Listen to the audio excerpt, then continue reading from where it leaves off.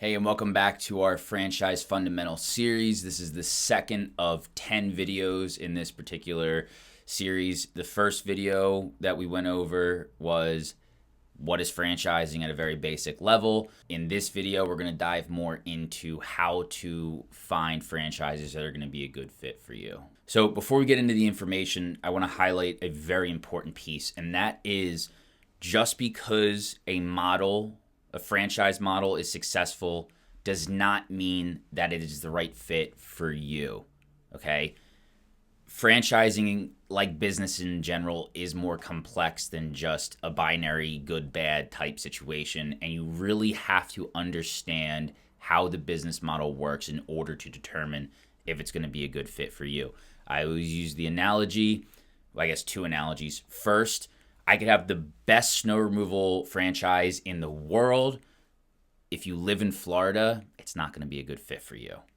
Okay, so that's an obvious one. Of course, industry has to play in. Just because there's a good industry, you need to make sure it's going to work in your local market. But in addition to that, you take something that, is good in multiple different markets, say like roofing. Okay, roofing, high ticket items, a ton of work to be done. A lot of them make a ton of money, millions on average with a few of the brands that I represent.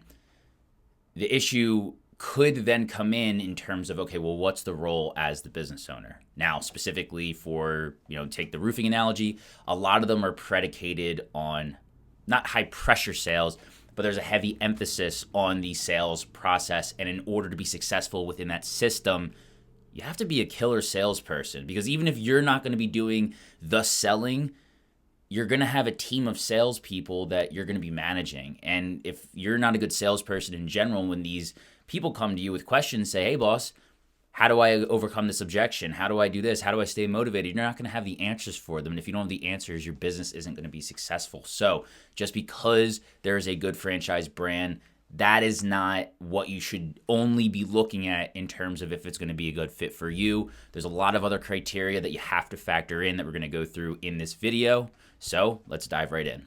So there's a lot of variables that you want to factor in as you're evaluating a franchise model, but it really boils down to three pieces. First being your skills and interests. Second being what is your ideal ownership and what do you want your role to be in the business, both initially and then at scale. And lastly, financial goals and investment amounts, or what you're comfortably able to invest. So first, we're going to talk about skills and interests. So it doesn't mean you have to take a Myers-Briggs test to understand exactly what your strengths are and da-da-da. You know what you like and what you don't like. And that's an important thing to bring to the table is what do I bring to the table, right? Do I see myself as a competent salesperson? Do I see myself being able to manage people? Do I feel comfortable, hypothetically, if I don't want to manage people, do I feel comfortable putting a manager in place who is going to take that off my plate? Can I delegate? These are all the skill sets and just general capacities that you're bringing to the table that you really want to be able to understand in order to make a good decision. Because as you are learning about a franchise model, they're going to tell you exactly what it takes to be successful in their system. Yes, there are some brands that are just going to try to sell you, but for good franchise brands, they are focused on making sure you're going to be a good fit for their system, because they don't want to have you in their system if they think you're going to fail, they're not going to award you a franchise territory. So as much as they want to grow their business, they want to grow their business with people that have the best chance of succeeding. So really understanding what skills you have, and then in addition to that, what your interests are. If you have no interest whatsoever in the moving industry, and in fact, if you have hated moving every time you've done it, you've never liked any crews that have come to your house, and the only reason why you're even investigating the industry is because it makes a lot of money, don't even consider it. Okay, you have to weigh in your interest. You don't have to have a passion. You don't have to love what you do, but you at least want to not hate it. If you can like it and you enjoy it, that's awesome. If you dislike it in any capacity, don't even consider it. I don't care how much money it makes. You're not going to do well, or you're going to do well and hate your life because it's not going to align and get you up in the morning to actually motivate you to do the work. So moving on to the second piece on our list in ideal ownership, okay? Now, this is something that I think is very important and underrated when people are looking at a franchise model, because they're not thinking about what their life is going to look like. Buying a franchise is not making a purchase like a car or a course. When you're buying a thing or you're buying an idea, it's really dollars out the door. You get the idea, you get the piece of equipment, and whether you use it or not, it's just dollars, right? When you buy a franchise, you are fundamentally changing your life to some capacity. You are taking on a responsibility. It's more closely related to getting a dog or having a child than it is buying a thing, because you can't, once you purchase it, once it's yours, you are responsible for it. You don't get to just put it away for a couple weeks and pick it up later, especially if you get into the business. You have employees, you have customers. Now you have more responsibility, okay? You are buying a change, a fundamental change to your lifestyle, and you really want to evaluate what that's going to look like. And it's going to look wildly different depending on the franchise model you go with.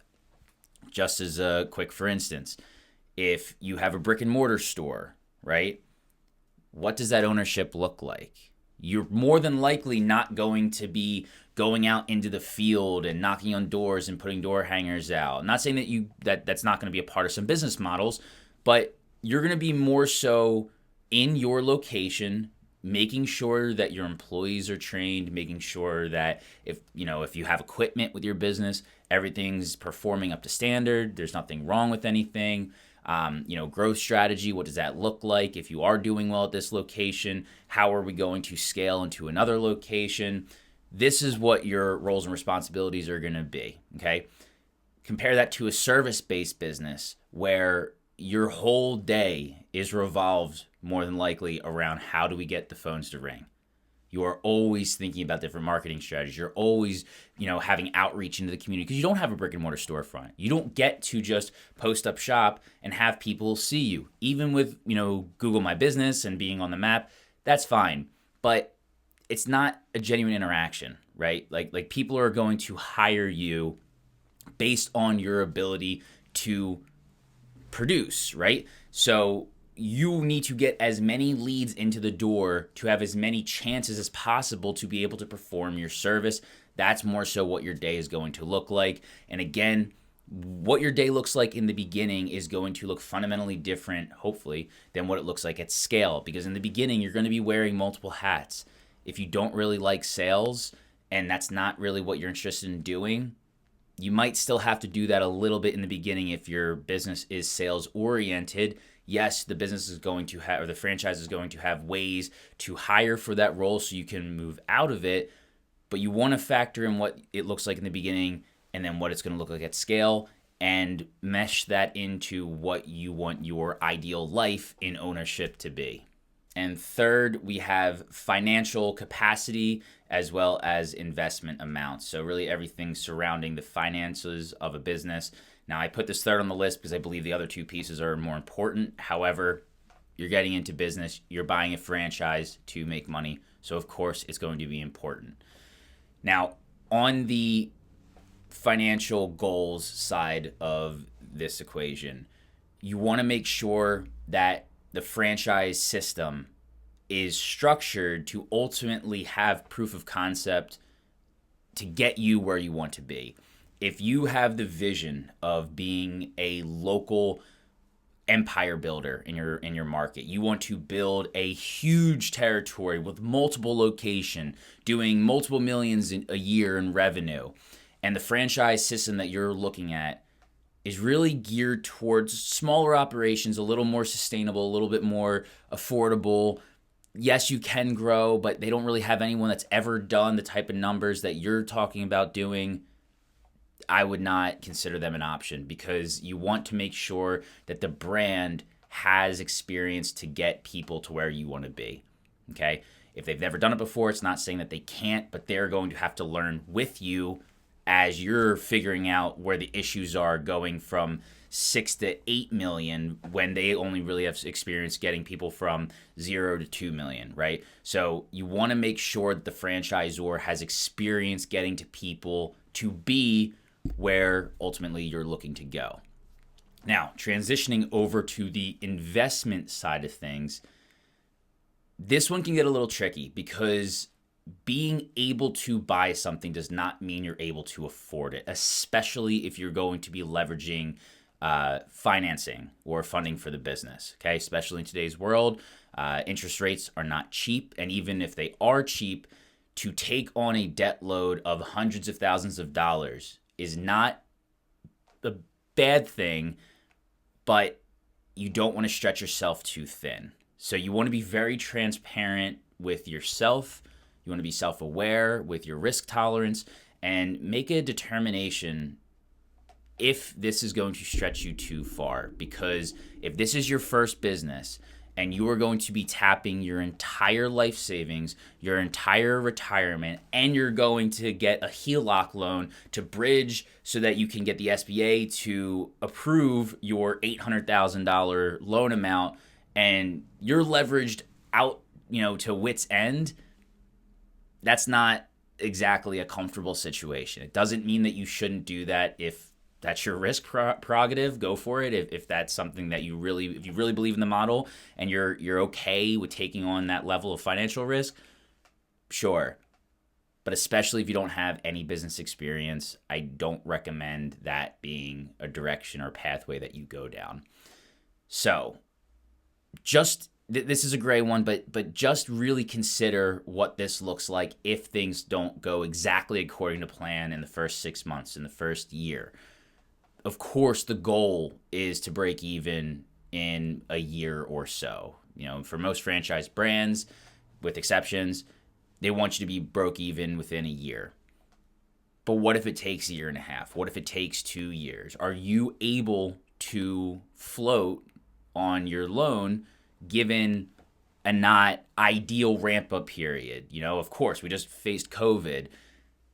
You didn't see that coming. So if you were stretched to the max and then something like that, or even 0.1% of that in terms of severity hits, you might be in some serious trouble. So I'm not saying don't leverage financing, but just make sure, especially if you are new to business in general, you've never owned a business before, really do a deep evaluation on how leveraged you are comfortable getting, and try to look at things in case they don't work out perfectly in the first 6 months to a year. Are you able to comfortably float on that for a year and a half to 2 years? And if so, okay, that's a much better position to be in. But that is ultimately what I would suggest that you pay attention to as you're evaluating that aspect of investing in a franchise. So the last piece that I want to touch on is when you have multiple options. And with my experience, I found that a lot, if not the majority of franchise candidates that I work with, tend to have at least 2 or 3 franchise brands that have checked all their boxes and all their core capacities, and they want to investigate multiple different options. And that is something that I would highly recommend as you are looking at multiple different options. At the best case scenario, it really helps to reinforce a decision. Because if you already have one model that seems like it's going to be the best fit, investigating a couple others that are really close but definitely not better at least reinforces, yep, this is my front runner. This is the one that I definitely want to go with. And at bare minimum, what that allows is for you to have a more well-rounded perspective. Because when you're talking to one brand, if it happens to be a good brand, you're going to feel like it was the best thing since sliced bread. But you don't have any proxemics. You don't have a barometer of what other things look like. So at the very least, evaluating multiple different options will give you a more well-rounded perspective. Now, when you do this and you have 2 or 3 models and you get through getting closer towards the end where you need to make a decision, you might be a little convoluted as to which direction you want to go with. Do you want to go with brand A, B, or C? Now, I'm here to tell you it doesn't matter. And I mean that genuinely. You are going to be the ultimate determinant of success. If you go with business franchise A, franchise B, or franchise C, you will learn different skills with each one. You will have different problems with each one.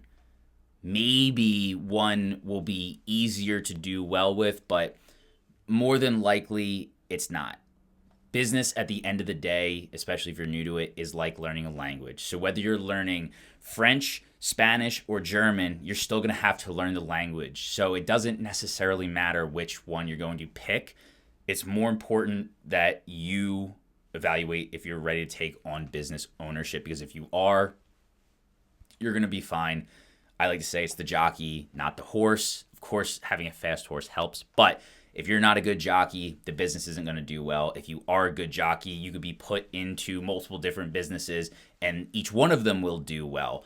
So I wouldn't get super hung up on exactly what the right pick is for me. If you have 3 or 4 that do match and they check all the boxes, at that point, you're going to be the ultimate determinant of success. So at the very least, try to pick one that's more of interest, just to help give a little extra juice. Or if there's one that just shines a little bit, brighter than the others, go there. But don't get hung up. As long as it checks the boxes that we discussed, you will ultimately do well with a multitude of different models. And just to give myself a shameless plug here, this whole franchise selection process is really helpful to go through with a franchise consultant like myself. Obviously, I'm biased, but at the end of the day, you have a very limited knowledge of not only what franchises are out there, you might skip over brands that might be a perfect fit for you just because you didn't think that the industry matched when it really does based on your core competencies and what you're looking to get out of the business. So if you want to, if you can, leverage the services of a franchise consultant, even at the very least, to get some ideas flowing, because they're going to understand what you're looking for probably more than you are, because you just don't know what's out there. So highly suggest at least speaking with a franchise consultant. If you're in a position to where you're not exactly sure which direction to go, they at the very least can help you with some different ideas you wouldn't have initially thought to investigate. So just wrapping things up here, finding the right franchise is not much different than dating and finding someone that you're looking to marry. Yes, the attractiveness is something you want to factor in, but it's not everything. And you really need to have a deep evaluation of who you are, what you're looking to get out of this relationship, what your skill sets are. Do they align with the other side? Are we going to be a good fit for one another? This is the frame in which you should be evaluating the franchise opportunities that are in front of you. Very similar to dating. You want to go on a couple dates in the beginning. You want to really get to know the person and ultimately think about yourself, and do you see being a good match for one another in the long term? So that's a wrap for our second video in finding a franchise that's going to be a good fit for you. If you're enjoying this content in this series, make sure to move on to our third video. This is going to be about the finances of a franchise. So both in terms of the fee breakdown and fee structures, with royalties, franchise fees, what are those? What's that look like? How to figure out what they are with a specific model you're looking at, where to find them. And then also financing options. So how can we finance a business? Can I use an SBA loan, 401k rollover, HELOC, whatever the case may be, to get you there? The next video is going to really help on a financial aspect, help to make you an informed decision on a franchise investment.